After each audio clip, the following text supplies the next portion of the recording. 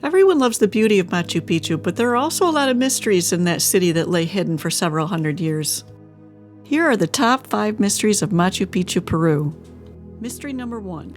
We went to Peru to investigate if it was an example of the worldwide megalithic culture we believe built a few centuries after the flood, when the earth was still in geological upheaval.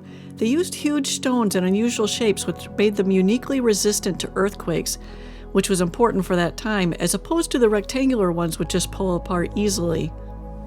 You're always told that the Inca built everything, but we'd already seen in Ollantaytambo and Cusco that there were 2 cultures that seemingly built side by side and with great precision.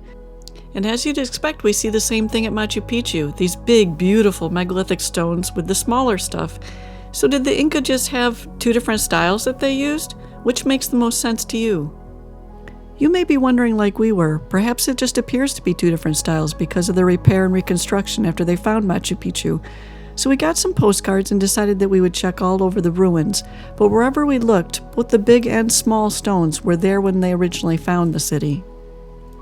So mystery number 1 is the profound implication that there might be 2 different cultures here, one perhaps with technology that was lost. That leads us to mystery number 2, something that you might not notice unless you're looking carefully. That's the scoop marks like we saw in Ollantaytambo and Cusco.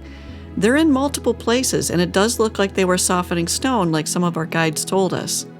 That leads us to mystery number 3 and possible evidence of technology. What you're looking at here is not only a sundial, but it's also a compass. The 4 points point to north, south, east, and west. And sure enough, when we put the compass right up in front of it, forward goes south, back goes north, east, and west.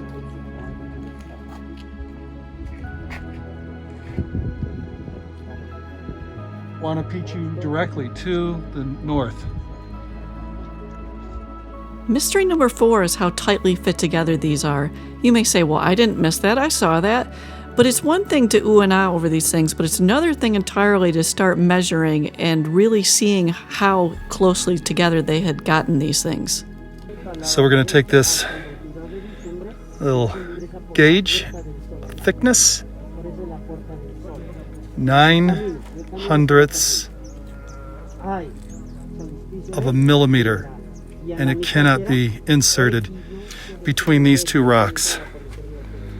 Mystery number 5. But if you think that's amazing, you have got to see the Temple of the Moon. Now, it was off limits when we went there last year because of COVID, but thankfully I've got friends that was able to get me, good footage of it. And it's going to be a mystery number 5, and it's really the same thing as mystery number 4, but it's taking it literally to a new level that you just got to see to believe. To get up there, you've got these crazy steep stones, and the stairways that the Inca made were absolutely amazing, and I do believe these were made by the Inca.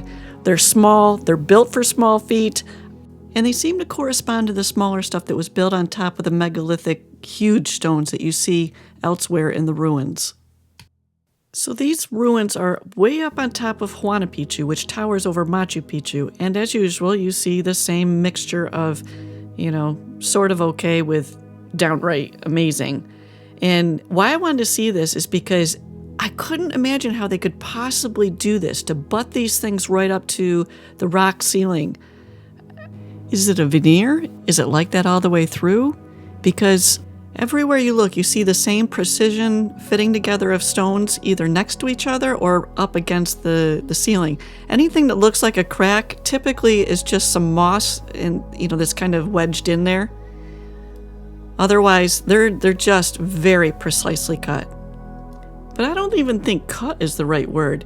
They tell you these things are chipped by hand with other stones. I don't even think that if you were using a laser, you could get this kind of precision right up to the very tip-top little corner of places. I think you'd have to be softening stone to be able to pull this off. So my question was, is this just a veneer and all they had to do was get them to look pretty and fit together nice on the front, and then the rest of it behind it doesn't matter? Well, we knew from the stones in the Cusco Palace that some of those things are 7 feet deep, and they had to fit together precisely. Now here, we found out that these things are not 7 foot deep. We were able to look beside and behind them, but there was something even more amazing than them being 7 feet deep, it's the curve of these stones. I would say there's no direction you could slide that from that you could make that work. Conclusions. It seems consistent throughout Peru that there had to have been two cultures represented, an older megalithic one that was built upon by the Inca. However, it seems that the Inca had to have had the technology to soften stone because of a couple of different clues. The steep precipices of Huayna Picchu were filled with tiny staircases, stones not big enough for tall people, not any kind of giant megalithic culture. And yet you do see multiple places where they had razor-thin seams. But most of all, the curved stones that seemingly couldn't have been done without having been softened first. So minimally, we've lost that technology or ability. That, plus the scoop marks, the compass, the size of the stones, make it likely that there's a lot more mystery to both the Inca and any other possible ancient cultures than we'll be able to figure out for a long time. Perhaps the full answers will lay hidden up there forever, or perhaps you'll figure them out on your next visit.